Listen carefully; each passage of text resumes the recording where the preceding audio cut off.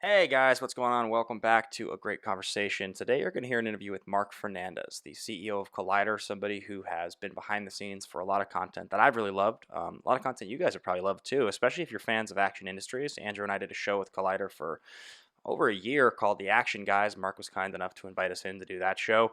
Obviously, he was behind the scenes working with Christian on the movie Trivia Schmodown, whether it was Jedi Council, Collider Live, any of the big shows that Collider has done for the last 5 or 6 years, and then still oversees all operations with the written content that they're doing, host of Rule of Two, and somebody that I've always really wanted to talk to and be able to kind of talk shop with. And so this was really cool. He's very generous with his time, gracious in answering all the questions that I had, and also some very cool stuff he's doing in his own life, whether it's his music or it's the nature stuff that he's working on. He's got some very cool stories to tell. So enjoy this interview with Marc. Leave your thoughts below in the comments, any questions you guys have. And as always, I very much appreciate you guys tuning into the content here on Nerds and Suits. We're on our way to our first milestone at 2,000 subs, trying to get there by my birthday, the first month of this channel. So if you're listening to this and you're wondering, should I maybe subscribe? Go ahead, hit that subscribe button. Give me a shot. Leave a comment below, because comments do mean everything when you're a new YouTube channel, and hit the like button as well.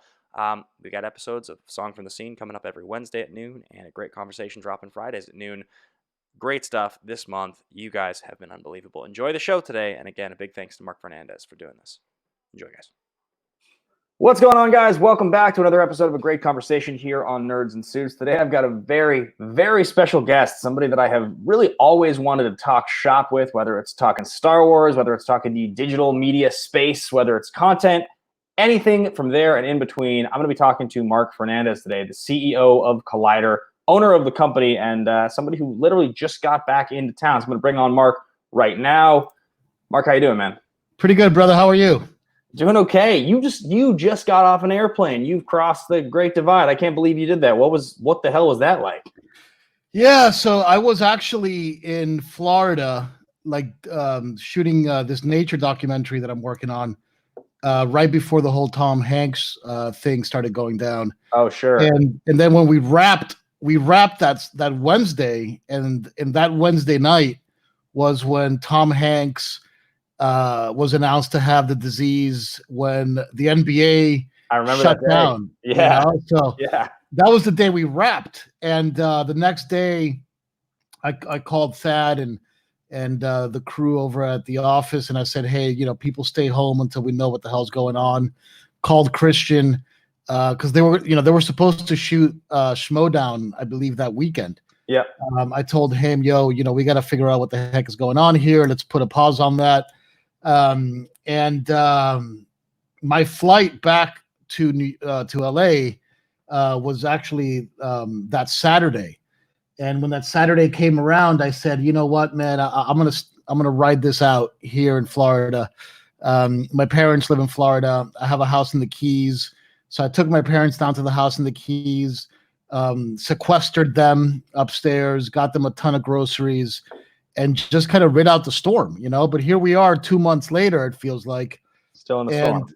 And we're still in the storm. And I was like, I got to go back there and figure out what the heck is going on, with the office, with all kinds of logistics.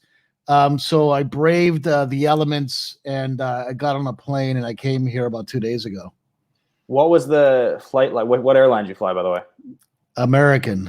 Okay. So not to give them a ringing endorsement on this thing. I'm not sponsored or anything by American, but I did fly American. I usually fly JetBlue. Okay. But I didn't want to go to Fort Lauderdale. I figured that, let me make this a quick, easy flight. So I went out of MIA. But yeah, I flew American. It was weird, the mask, and it's a 5.5 hour flight. Yep. I watched Bad Boys for Life on the flight. Halfway through the movie, I'm choking on just wearing a mask for 5 hours is not fun. Trust me, dude. I know. I mean, I hate it. Like, you try to go for a run or something, you're wearing a mask. It's impossible. I can't stand it. Hold on. Are you running around with a mask and outside? So basically there's this hiking trail that's over in Santa Monica, and it's not it is an official trail, but it's hidden. There's no map for it. So I've been going for 6 years. You'll never see more than maybe 2 people on the trail, even in normal times. Any snakes on that trail? There are some rattlesnakes. Yeah. Yeah. Have you seen any? Yeah, a couple times. Snakes. You got to tell me where that is, man. I got some huge spiders, but yeah, I've been doing it for years. So I started to to do that one. And then the first few times, even though there's nobody up there, just to be safe, I was wearing a mask, and it's just awful. It's horrible trying to breathe Yeah, it. Yeah. yeah. Um, so American, that flight, that one from Miami to LA, those are the planes that the front half of the plane has those pod seats, right? If it's like a little like Yeah, little pod seats. Are you trying to bait me in into telling you if I flew first class or no, not? no, no, no, no, no, no, not at all. The reason I bring it up is I'm an American, so I travel a lot for work, and the last few Yeah, years, you pick your airline if you travel for work because you have to for loyalty. And sure. so American, I got upgraded the last couple of years to executive platinum, right? Like that's like the Nice. flight level when you fly a lot. And Right. so this last year, basically, I because of my back surgery towards the end of the year, I missed out on a couple flights, and Mm. so I ended up missing out on executive platinum by like 400 miles. Oh boy. And I was livid. I'm talking, dude, I was screaming at Right. them. Like, so they say there's nothing we can do. We're going to put you on this challenge program. First few months of the year, if you fly enough miles in the first 3 months of the year, you'll get it for the year. I get within 400 miles, COVID hits. I can't get on my flight. So then their stock prices start tanking, and I call them and I have the same conversation ready to start screaming. And they say to me, "Are you kidding? You think we wouldn't give you executive platinum and appreciate your business over 400 miles? Of course you're executive platinum. And you know what? We'll extend it for you next year. Just keep flying American." Because, no one's flying Oh, on so you airplanes. got it. Yeah, I got it for this year and next year, so I'm thrilled. Okay, but you haven't been able to take advantage of the No. pod seat yet. Okay. Dude, I signed up for the fucking Admirals Club, the little like clubs in the airports for the first time. I'd never done it. 3 years later, I do it. I get the credit cards, and I literally haven't been to an airport since I signed up. Right. Look, man, this thing is crazy, and it's like Florida, the Florida Keys is really where I live, and the Florida Keys is very different from any other city, anything really in America. I mean, it's a tiny little archipelago that runs for 90 miles south of South Florida, Homestead or whatever, and it's only about a mile wide, the whole 90 miles. So Yeah. there isn't a lot going on there in terms of store. I mean, there's anyway, it's very, very secluded, and it's just a big kind of shock going from there to here. And look, I'm just getting used to it. And the second I get back, I hear that the mayor is saying that he wants to extend the shelter at home Till July, right? by 3 months or something, and that he's threatening to shut the water off any businesses that fail to comply. And look, I mean, hopefully it's all good decisions. I have no idea, man. Like this whole thing, it's been very, very confusing. I have tests. I actually have some tests on me. I haven't taken it yet, but I don't know, dude. Like, let's see what happens. Let's see what happens. Yeah, I mean, I think I told you when we were texting about it. I got an unofficial diagnosis of COVID a couple months ago because I was coughing and I had this respiratory issue and I couldn't figure out what it was. So finally, I got on one of these video conferences with this doctor, and he's just basically like, "You've got COVID," and I was like, "Well, how do you know that?" And he was like, Right. You have trouble breathing and a respiratory issue you've never had. It's persisting for weeks at a time in the middle of the largest respiratory breakout in the world. What do you fucking think it is?" And I was like, I guess it's a fair point. So I waited and I waited and I waited. I finally got tested. It came back negative, but it's a freaky time, man. So, in the midst of all this, you're one of the few people I know that's actually gotten on an airplane and traveled, but I got an airplane twice because when I first went down there, people were already with the masks and stuff like that. It was pre-Hanks. Okay.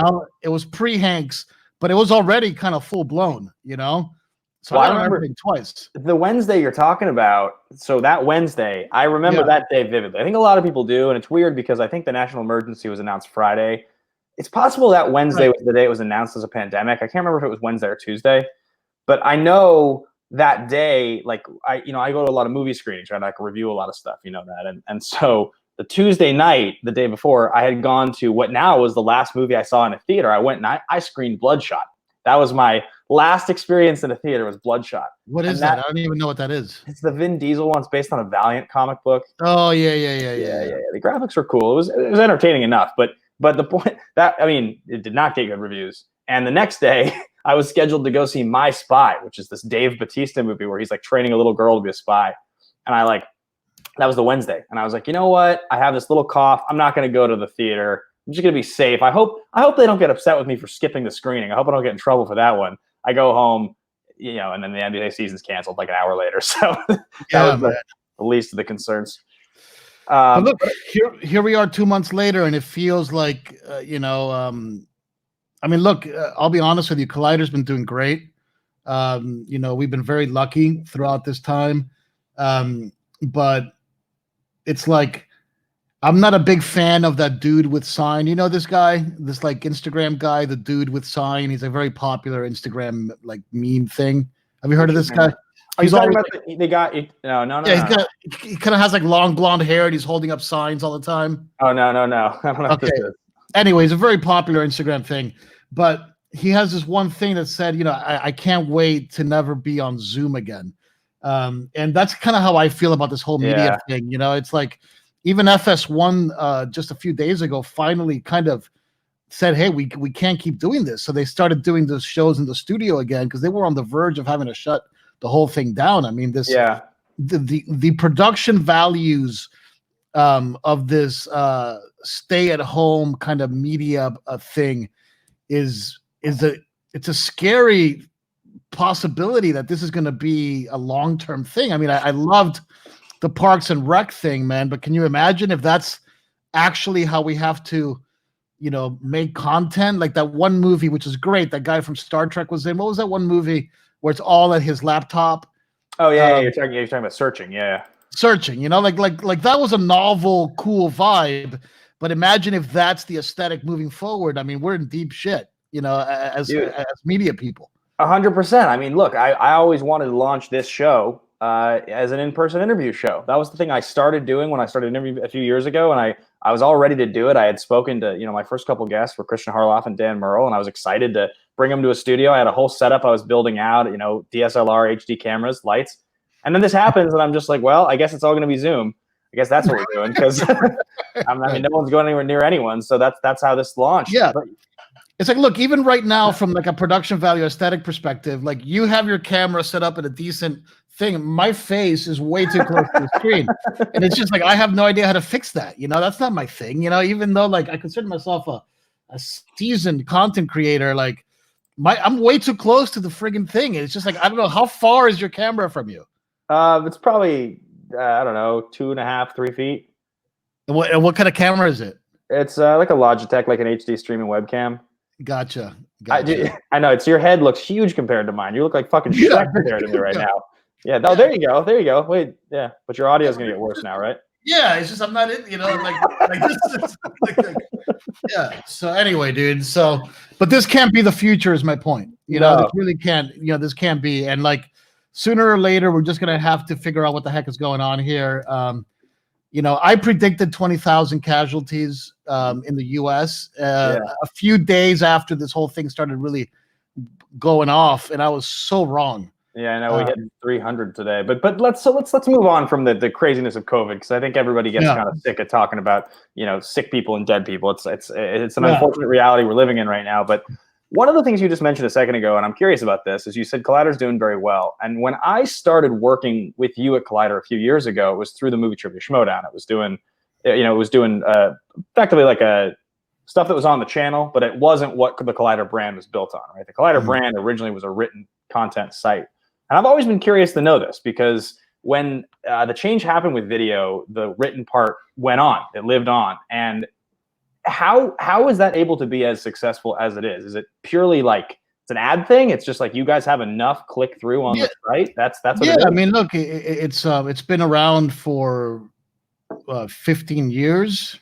It's just one of the standards in Hollywood when it comes to movie coverage and press coverage, and it's got a massive audience. And it's we're ad supported. We have a lot of great ad partners that support the content, and that's how it survives. It's a tried and true business. I think and I've talked about this before, and I don't want to get too deep into it, but like the YouTube video space is kind of like what you're doing, right? It's like it's really like it's tailored for one-man shops.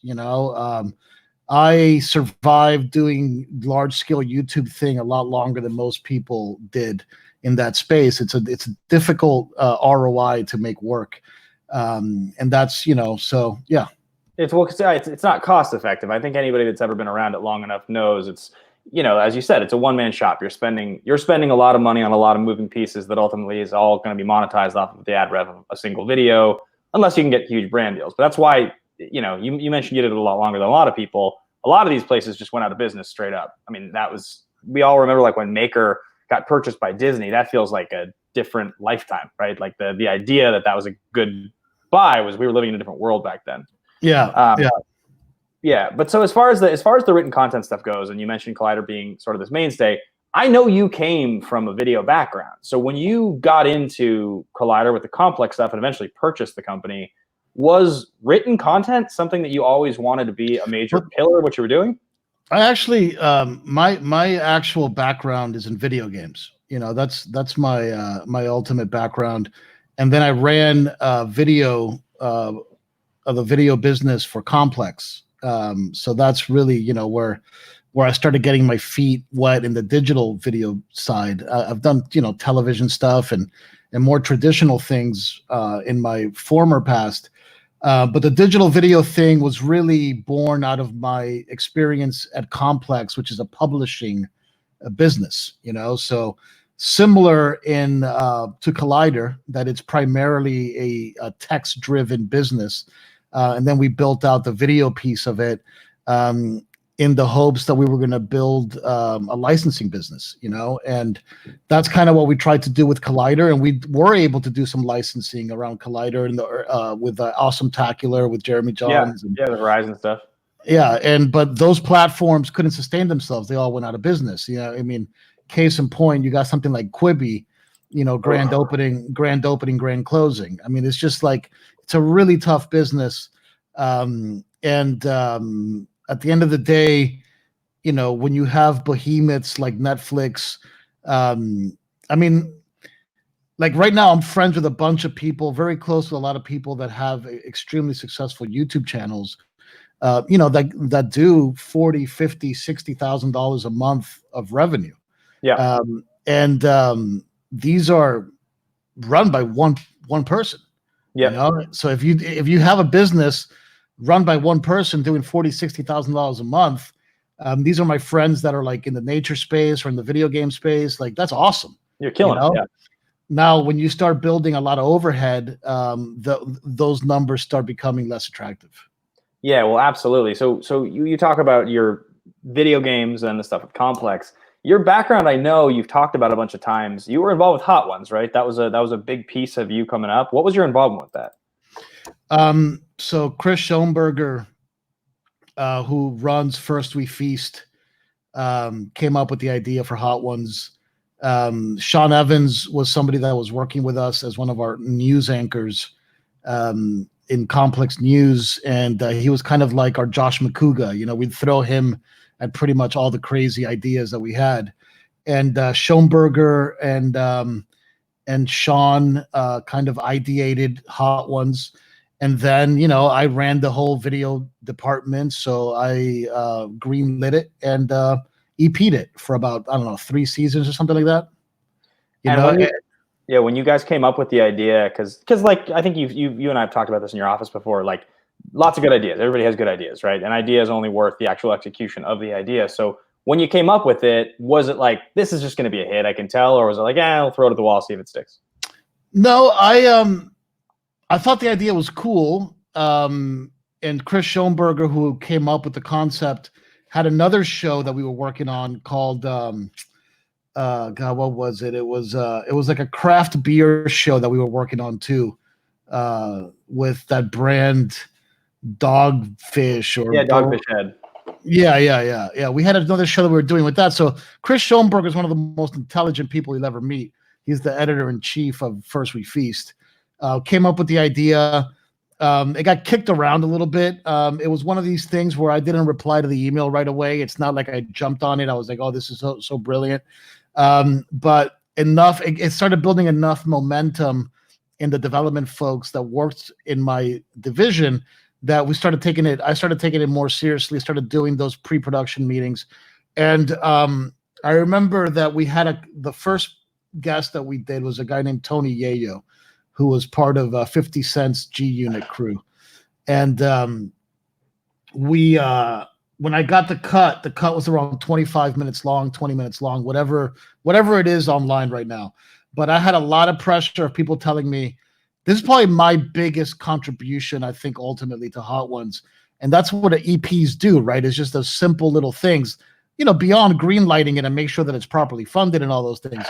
Is a lot of people were commenting to me, it needs to be 5 minutes long. And I was like, absolutely not. It needs to be the entire thing. You got to watch the whole thing. You can't cut this down. The whole thing is the journey of it. Now, Tony Yayo didn't actually make it all the way through the wings. The next guest that we had was a baseball player for the Chicago Cubs. I forget his name right now. And then after that, I think it was TJ Miller. Or a few after that was when we got TJ Miller. And when we got TJ Miller, that's when we all internally, no, actually, maybe, you know what? It was Machine Gun Kelly. When we got Machine Gun Kelly, and I remember thinking to myself, this isn't an interview. This is a buddy cop movie. Yeah. And the Machine Gun Kelly, Sean Evans thing was magic.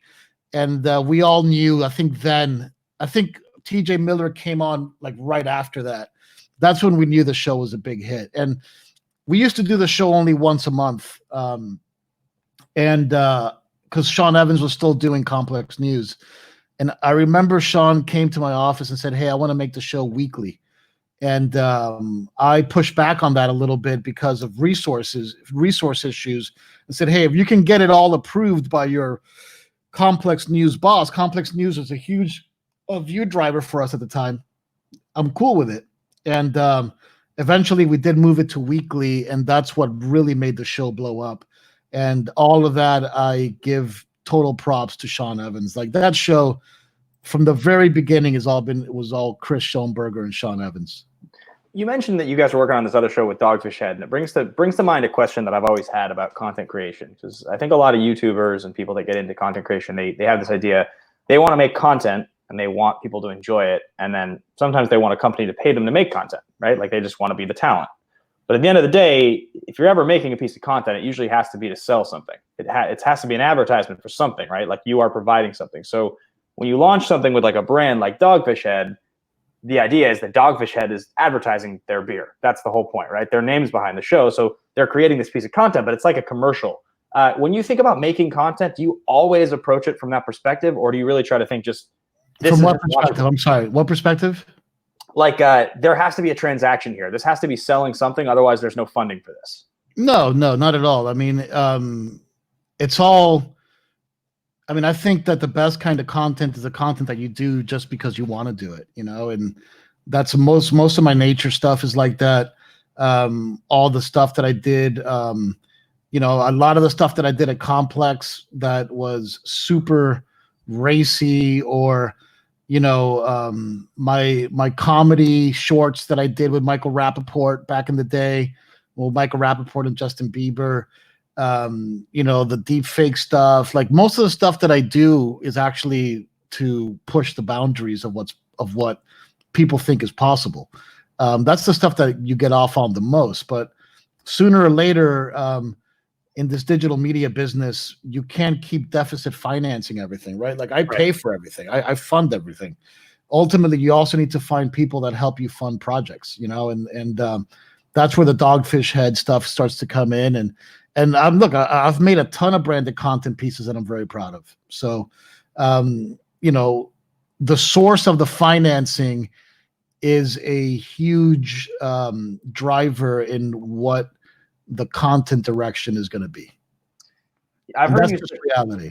Yeah, 100%. I mean, it costs money to make things that look good, unless everything is being done on COVID during Zoom. But when I've heard you talk in the past in interviews, you've talked about George Lucas being maybe your greatest inspiration creatively. And I know you're a huge Star Wars guy. I've talked about Star Wars with you a bunch. You've got a show Rule of Two. I think you still do. Like, what part of Lucas? Is it just the creative, the ingenuity? What's the thing that when you say that you are focusing on? Yeah, George Lucas is my hero. George Lucas and John Lennon. Actually today is George Lucas's birthday, so shout out George Lucas. And him and John Lennon are only 4 years apart. I think George is 4 years younger than John. So both of those guys are like my idols, my heroes, like the gold standard. And with George Lucas, I think it all comes down to the fact that he's not afraid to lose sight of the shore. That's always been a big thing with me. He's not afraid to do something that people kind of look at sideways at first. I mean, Dave Filoni just came out recently and said back in the old days when he was working with George around the time of the prequels, he's like, it's going to take about 20 years for people to like these movies, and I'm okay with that,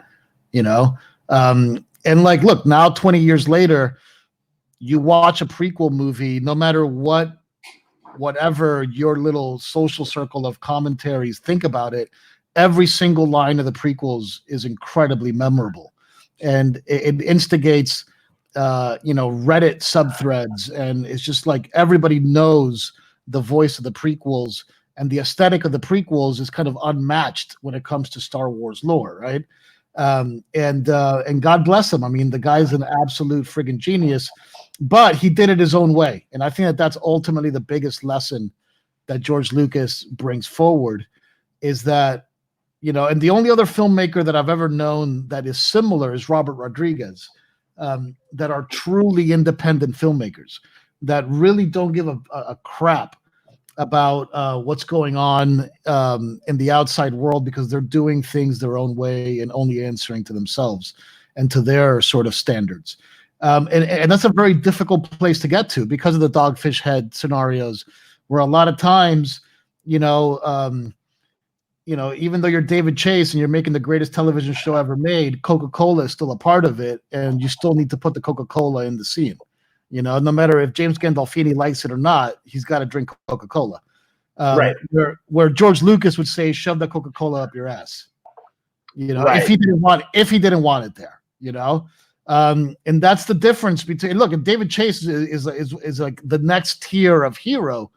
But George Lucas stands alone because of how incredibly independent he was as a filmmaker. Now, look, unfortunately, he sold everything, and he might have sold it because he just wanted the money, or he might have sold it because of the frustration. So if he sold it because of the frustration, then he might have lost the fight in the end. He might have lost the end game. But I mean, those are things that we'll never know the truth of, But anyway, yeah, George is the man. You mentioned John Lennon as well, and I saw you when you talked about the Parks and Rec thing. You tagged me on Twitter in this. You were performing a song from Parks and Rec the other day. Is music a background for you? Is that something that you've done before, or is it just kind of a fun hobby? Yeah. Music is a big thing for me. I've had a band forever. We used to play at NYU all the time. My band's name is Ron Revog. The music is out there. It's on Spotify and iTunes and all kinds of places. Oh, I had no idea. Yeah, and we have about 10 albums, and it's all like political, political socio rock and roll stuff, heavily inspired by like the Beatles and Pink Floyd and Bob Dylan and that kind of stuff. Because I used to work as a producer doing jingles for commercials. Oh, I spent a little time composing jingles for commercials. That was a little bit of when I was like 21. I did. Yeah. So, like I have that background, worked for a company called Tom and Andy, and I met a lot of great musicians during that time. And, I formed a little band, and, you can go out there and listen to the music. I'm very proud of those songs. That's amazing. I always wondered what Ron Revog was. That's very cool. Ron Revog is the name of the band. Yeah. Yeah. You mentioned the Beatles, Pink Floyd, and Dylan. Did you happen to listen to the Dylan track, the one "Murder Most Foul," the one he just put out? He just like a month ago or whatever. He put out his first song in like 11 years or something. Like 20 minutes really? long. No, I haven't heard it. It's like 23 minutes or something like that. It's amazing. I love it. I listen to it a lot. That's cool. If you're a Dylan guy, it's definitely worth a listen. Yeah. His last album I thought was actually pretty good. There was this one song in it, after midnight or up until midnight or something like that. I forget the name of the song, but his last album I thought was pretty good. I was actually impressed by it, because usually rock and roll is for the young, but Dylan's got that kind of superpower that he can still sustain it. Right, absolutely. Getting back to what you just said a second ago about Star Wars, because you mentioned that the prequels. I know you're a fan. Like we've had this conversation many times. You're a huge fan. Every line is intimately quotable. Even the stuff in Attack of the Clones, like even the bad stuff. Do you acknowledge that Attack of the Clones is not great and Hayden is, or you're a fan? You think he crushes? I think Attack of the Clones is actually a great movie. And like, look, I went to film school, and Yeah. I before the prequels came out, like I heavily studied the art form itself and the language of cinema, um, from people like Ingmar Bergman and not directly, but obviously indirectly, to Akira Kurosawa and Michelangelo Antonioni and the masters, right? And like really, the Cassavetes from the screenwriting and like really learn the art form back in the day at NYU when you were still editing on Steenbecks and shooting on Arriflexes and shooting 60 millimeter film and all these things. Like we were part of the last crew of film students that were learning film in the traditional way, and that included the sort of movie making process of the writing and the directing and the mise en scène and the way that the actors interact with scripts and stuff like that. And the prequels, and I know it's funny, and I've made fun of it myself, with my deep fakes, but they really are like these, poems. They really are these tone poems. And now, when I first saw The Phantom Menace, I was frustrated. Yeah. Okay, like my first viewing of The Phantom Menace didn't match up with my expectations, but it did feel like the evolution of the Star Wars brand. It was a consistent evolution of the Star Wars brand, and whether I loved it or didn't was irrelevant to the fact that I knew that this is Star Wars. This is the reality of Star Wars. I was frustrated that Darth Maul was killed so easily, and I was frustrated with how annoying Jar Jar Binks was. Right, Yeah. and I didn't love the fact that Anakin was so young, right? So these were three things that I walked away with that first film being a little bit frustrated by. Now, the second film rolls around, and it's funny because when the second film rolled around, I was in the middle of making Grand Theft Auto Vice City, right? So my head was in that space, of like at the peak of my sort of video game career. And I remember I was working at Rockstar, and I believe it was the same year that the second Matrix movie came out. It would have been, yeah. Well, it would have been 02 was Attack of the Clones. Yeah. And then 03 was the year that both the Matrix movies came out the same year, but it was probably earlier in the year with the first one. Okay. So anyway, like those two things were somehow intermixed with each other. But anyway, I took the day off work, or not the day off, but I took a few hours off work, and I went to go see the movie at Astor Place Cinemas in New York in the middle of the day. And I walked away. My first impression of Attack of the Clones was this was better than Phantom Menace, and that was my first impression, right? Like I was down on Phantom. This was better than Phantom. And then when I saw Revenge of the Sith, I actually went to the premiere thanks to Mark Echo. I was like, this movie's awesome, So for me, there was like some growth, right? When I look at the Attack of the Clones now, yes, there's moments when you're developing the love relationship with Anakin and Padme where you're like, what the hell is this? It's just like, it's obviously clunky, Right. But I think that the beautiful thing about Star Wars, and Dave Filoni just illuminated everybody this week with it, is that Duel of the Fates, and I didn't even know this, right? Like I didn't even realize this, but this is like how deep George Lucas's embedding of just like substance is that Duel of the Fates, he named it that because that duel was a duel for the fate of Anakin Skywalker, and if Darth Maul hadn't killed Qui-Gon, then Anakin Skywalker would have not gone down the dark side path that he did, because he would have had the Qui-Gon father figure to sort of take him through his journey as being the chosen one in the prophecy. And Darth Maul's purpose as an evil entity was to kill Qui-Gon so that Anakin would fall eventually to the dark side, because Obi-Wan was never going to be a suitable teacher to Anakin. He was always going to be a brother, not a father, and when you hear somebody like explain it that way, getting it firsthand from Lucas, you're like, holy crap, like of course that makes perfect sense. Well, And then it's just funny because like you look back at all that and intention being what it is, I think there's a lot of good that did come out of those prequels. Like I think it's true. 20 years later, I think people like them a lot more than they did just a couple years later. But there are still speed bumps, and for me, the biggest is the casting of Hayden Christensen. Period, bar none. That's the worst part. I actually think Jake Lloyd might even be worse in some cases. Like when I rewatched Phantom Menace this last year, that was the hardest part of that movie. It wasn't even Jar Jar. It was actually just Jake Lloyd. Like. Yeah. It's hard to argue too much that Jake Lloyd, are you an angel? It's like there's some moments where it's difficult. It's difficult, but at the end of the day, it's like art can be difficult sometimes, especially when it has that level of resonance.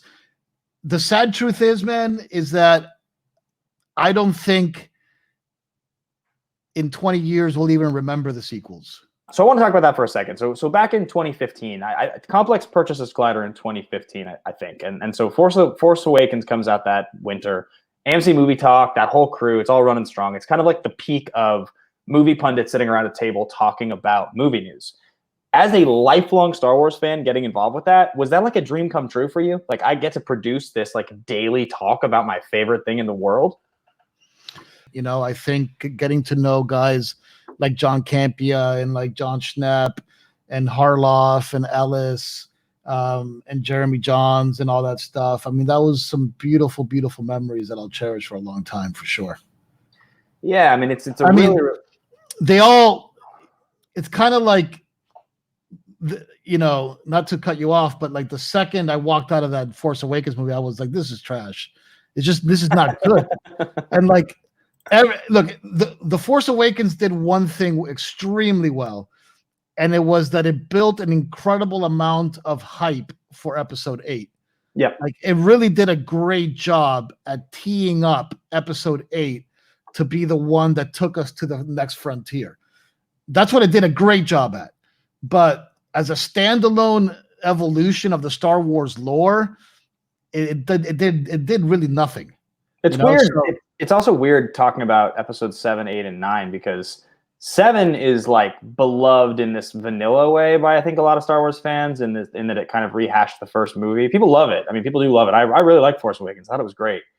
8 is the most polarizing Star Wars movie ever made. It's far and away the most discussed, hated, loved. And 9 is the least relevant Star Wars movie ever made. Yeah, 9. I think 9's by far the worst one. Well, 9's just bizarre because it feels like it came out 5 years ago already. It's so... I don't really understand how it could have changed that hard, but it actually really gives a lot more perspective to how good 8 really was. Not necessarily as a movie, but how much more interesting 8 was. I guess the expectation was different or something, or maybe 4 years of Star Wars discussion, between 7 and 9 just changed the expectation. But why is 9 so bland to people? What is that about? Look, I think that the worst thing that could happen to a filmmaker happened, which is that J.J. Abrams and everybody involved got shook. I mean, look, I also think that the Chris Terrio hiring was probably a terrible one. I can't even believe this guy is still gets as much work as he does. And he might have done some good stuff. To be honest with you, I don't know the body of his body of work. I only know like the big problem ones, right? Like the Batman versus Superman, which I actually kind of liked in a weird way. But the Ultimate Edition's pretty sweet. Yeah. Yeah. The Ultimate Edition is cool. I like that one. But like the Justice League thing is a total debacle. Like an absolute debacle. That movie is unwatchable. It literally is unwatchable. Yeah, it's not good. It's got some incredible talent in it. Some mind-blowing talent in it. Like Ben Affleck as Batman might be my favorite Batman. Like but he never had a chance to actually be Batman. But those little tiny moments that you get, like the 1% chance line and these kinds of things are absolutely wonderful. But that Rise of Skywalker was just people listening to the fans too much. Maybe I don't know. I mean, did you read Duel of the Fates? No, I didn't. Okay. So I heard that that's the script that didn't get used, right? Right. That's the Colin Trevor. Trevorrow. People always potato. People always say that name different, but yeah, it's actually a great script. There's some issues with it, but it does feel like a true sequel to The Last Jedi, where this Rise of Skywalker is by far, I think, the worst Star Wars movie out there. It's like for me, it's like that and Solo are equally just on some subpar levels. So anyway, yeah, it's weird. It's weirdly irrelevant. Are you a Trevorrow fan? Do you like Jurassic World? Do you like his stuff? I mean, do you like the script? I love Jurassic World. You really do?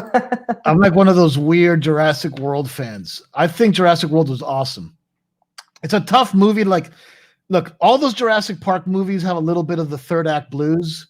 Like it's like ultimately the really interesting part of Jurassic Park movies always happens in the first and the second act when you're going through that moment of discovery about like holy, like the wow moment, like the big dinosaur moment and yeah, right. And like the little animation moments and like, seeing the Triceratops for the first time. Those are like, for me, or the first time the T-Rex kills somebody.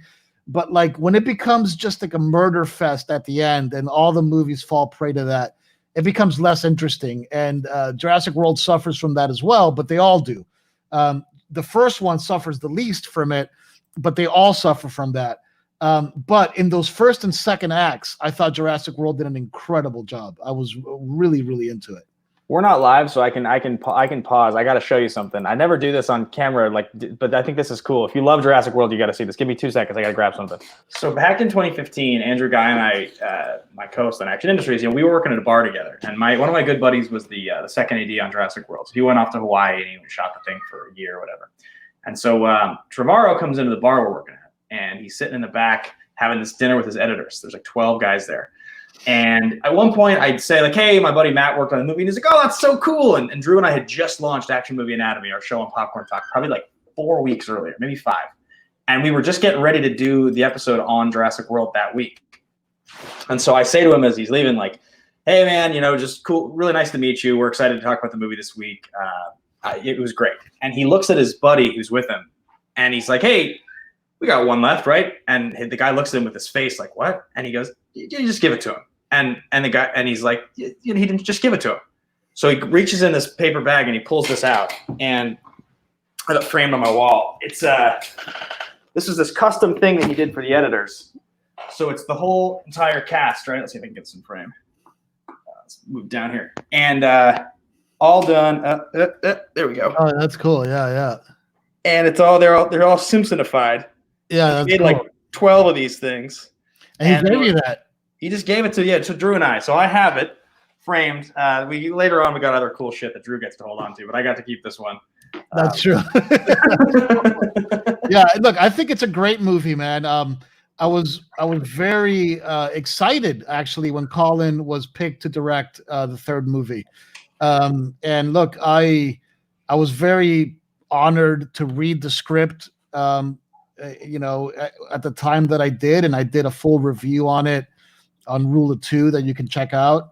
But I thought it was a really, really good script. And I think that he really understood Star Wars and he did a very good job with it. I think, look, I love Rian Johnson. I've had the opportunity to interview Rian Johnson for like 2 hours. And I don't know if you saw it, but the masterwork thing that I did with Rian Johnson, I'm very proud of. I think it really gives you some good insight into his process as a filmmaker.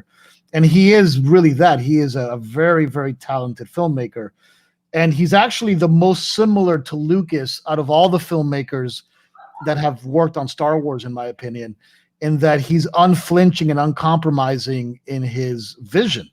But unfortunately, I agree with Sam Witwer that his vision for Star Wars was too inconsistent with what the Star Wars story was doing in terms of its exposition. As the story evolved over time, it had already had like the tree was obviously a big, red oak. You couldn't turn it into a palm tree. It's just not possible. Like the genetics were too strong already. You can maybe turn it into a palm tree when it's like this big and still like you can mess around with the genes, but it was too big already. And Ryan Johnson as a standalone movie, The Last Jedi is very interesting. But in the context of Star Wars, it's an absolute disaster, in my opinion. I know Riley and I debated about that for 2 years on the show, and he loves The Last Jedi, and I know a lot of very smart people that absolutely love The Last Jedi. I love The Last Jedi. I think it's Yeah. great. Well, you talk about talking about that for a couple of years with Riley. I know that's the major output of original host driven content you do is that show. And talking about that, Star Wars fans can be pretty awful sometimes. They can be pretty personal. Do you struggle with that stuff? Like when you have a strong opinion, people come at you? Not really. It happens to me all the time. I still do Rule of Two, and I do it now with Star Wars Theory, my good buddy. And I have certain opinions that are not popular with that audience, and I get crap for it. But it is what it is. It's just like my biggest vulnerability with the Star Wars fans is that I'm not an encyclopedia of non-movie stuff. Okay, right. I know the movies very well, and I know the video games pretty well. The ones that I liked. I've read only maybe 3 Star Wars books, 4 or 5 Star Wars books my whole life, so I'm not super familiar with the books. My biggest pet peeve is the novelizations of the movies. I refuse to look at those. And like when there's a gigantic bleeding plot hole in one of these movies, they're like, well, it explains it in the book. And I'm like, what? Who? The book? It doesn't make sense to me. So, Star Wars fans can be rough, but for the most part, they're actually pretty cool. Lately, because of this COVID crap, I've been doing a lot of video game streaming just for fun. And I'll do it really early in the mornings as I have my morning coffee. I'll stream for an hour. Yeah. And typically I'll stream Star Wars video games. And people come onto the chat and they're usually extremely nice, and when Riley and I would do, we used to do calls for the show, and we never had one caller that we had to get rid of in all the times that we had people call in. So for the most part, I've been very lucky with the Star Wars fans. Yeah, well, that's good. I mean, that's a world. Star Wars is like politics, so I try to stay. I share my opinion, then I kind of move past it. For the longest time, you guys did Jedi Council. That was a show. It's a big show. People loved it. And I know when you did all the stuff back in January, you talked about sort of the future of Collider as a company, the vision that you had. One of the things you had said was you're not opposed to doing long-form movie discussion-driven content. Is Jedi Council or another show like it something that's a little more produced, something you would ever consider going back to? Absolutely. 1,000%. 1,000%. I think, look, right now, there's no movies even being produced. You're only talking about the stuff that's already in the can. But absolutely, man, absolutely. I think Movie Talk, Jedi Council, Heroes, all the stuff that Campia and did, and the stuff that Harloff did, and the stuff that Schnepp did. There's a really strong legacy there, and I think it would be a really cool moment in digital media if those things came back. But they got to come back strong. And they got to come back, in the right way, and that's not an easy thing to do. Well, 100%. And in preparation for this, I went back and I watched some of the stuff from that time. I know you had done that town hall. You did Campia's show. You talked at length about this stuff already. You've all put it out there already. But one of the things that you said in the Campia interview was that you basically you hadn't totally evaluated the audience reaction and the connection that that talent specifically had to the audience, how important it was. Now, what we've seen since January is that most of the talent has launched their own thing, whether it's on Patreon, live streaming, and has done pretty well, actually. They've been pretty fan supported. And even before that, when Harloff went and did it with SEN, massive, massive support there, right? That's like a really interesting portal into the future of content creation, is that seems to be the way that it's going now. If you have a strong enough connection to your audience, you can do it. if you were to come back with video stuff with Collider at some point, is that a way you would ever consider funding it, by that direct audience funding, to make sure you could, make it more than a one-man show? So look, two things with that. Number one, it's not surprising to me at all that everybody that has gone on has had success doing their solo shows with their audience support. That's not surprising to me at all. It's actually extremely predictable that was going to happen.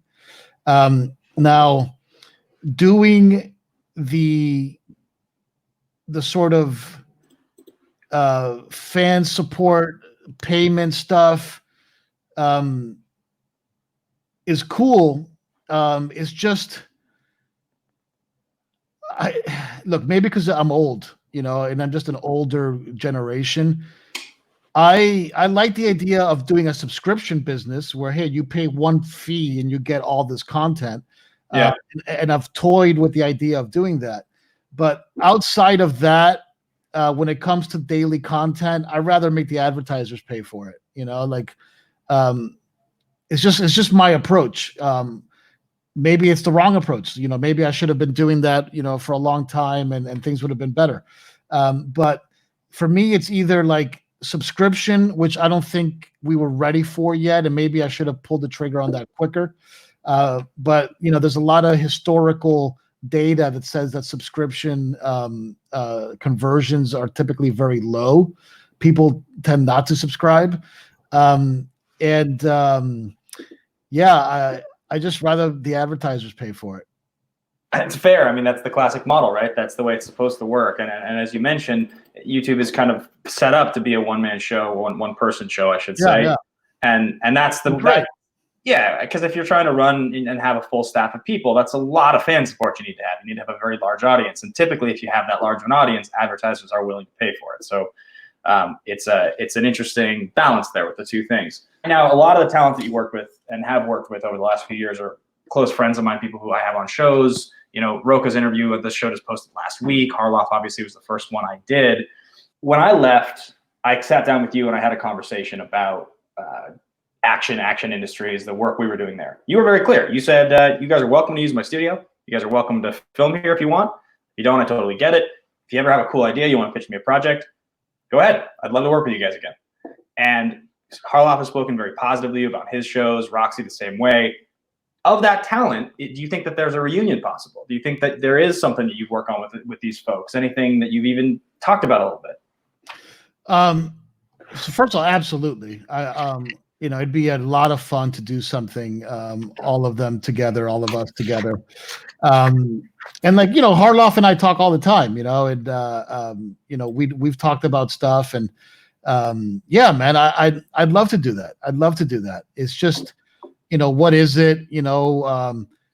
Are people, people are very busy, like you said, Roka has his channel, he's killing it, doing a ton of stuff. And, yeah, Christian's super busy. Roxy's doing her thing. Riley has his thing. Makuga has his show on television. Yeah, he's crushing. It's like, it took the Beatles, 30 years before they did that, reunion special, I think for me, I'm down to do it tomorrow. But I think for them, it's probably going to take a little bit of time for them to keep, grooving on their stuff. But yeah, I'm as open as a can of paint about everything, and you know that about me. I'm very open about everything. So yeah, I think that makes total sense. That is very consistent with the way you always talk to me about the shows you run, and obviously you have exciting things going on with the crew you're currently working with, all the written content, whether it's working with Perry or Jeff Snyder.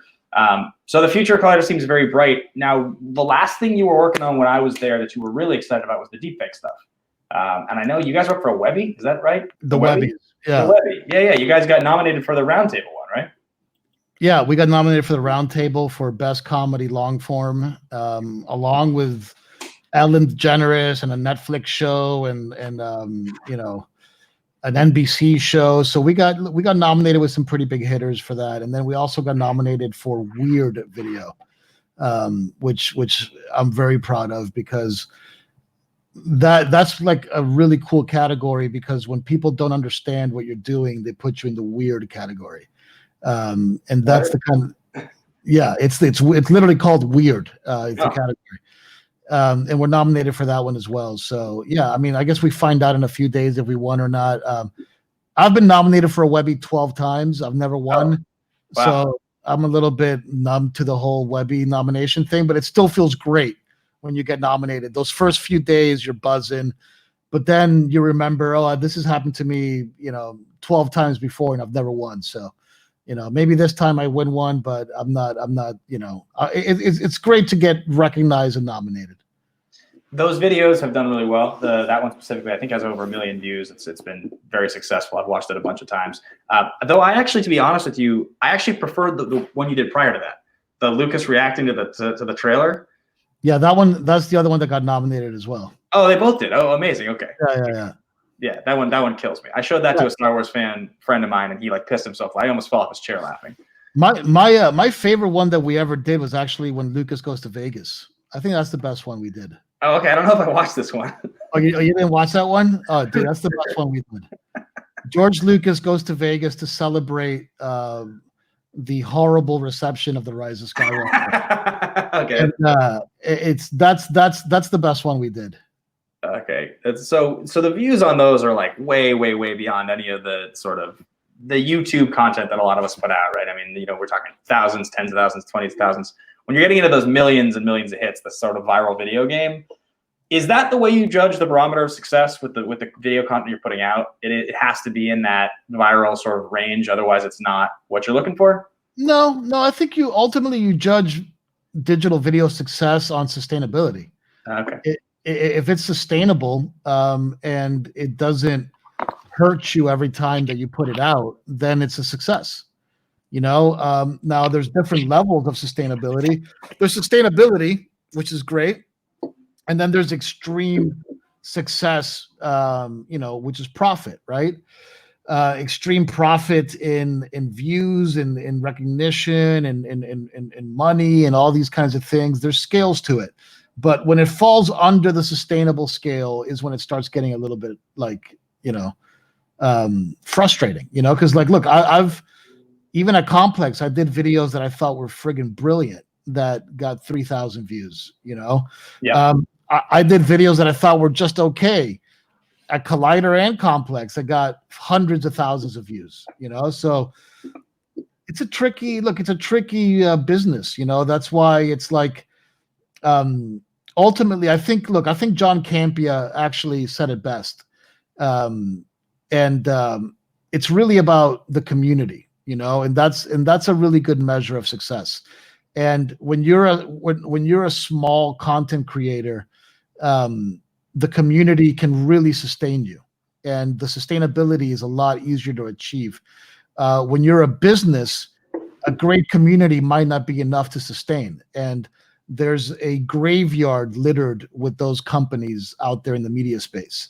I'm not gonna, jump on the dead or anything and bring them all up, but there's plenty of them. Oh, you don't have to tell me. I've worked for a lot of them. I mean, that was the story of the last 5 years. Early on in this interview, we talked about Maker and that time, and I think you look at and look, all those companies had massive audiences that would put Collider's audience and all of this crew that you've mentioned together and would dwarf that audience, and they still couldn't sustain it. So it's tough. It's very tough. Yeah, the model. We've talked about it already. The model doesn't really support it, but I know I've only got you for a couple more minutes here, Mark. I really appreciate you coming on and making time to talk to me today. I've always wanted to, chat Star Wars with you, chat movies with you.